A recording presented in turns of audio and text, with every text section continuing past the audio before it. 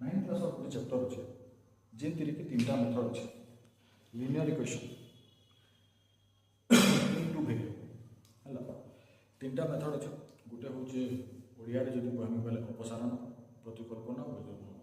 English से question कौन elimination method cross multiplication method आउ गोटे कौन क्वेश्चन शून्य से मेथड आम यूज करवा दुई equation equation 1 and equation 2 equation 1 का कौन x plus y is equal to 8 अच्छे और x minus y equal to 2 plus y minus y कटल जो दुई इक्वेशन का प्लस x plus x के value 2x is equal to 8 2 10 मतलब x का वैल्यू बाहर कर 10 by 2 is equal to 5 x का वैल्यू वाला कितने 5 x का वैल्यू जब 5 वाला इस जगह में y का वैल्यू बाहर कर पाऊँ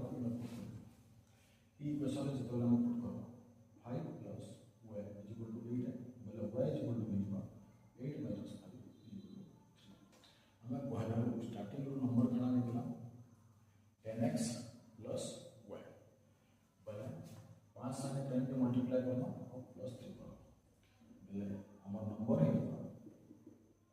10 into 5 plus 3 बोले आंसर आ रहा है 50 plus 3 clear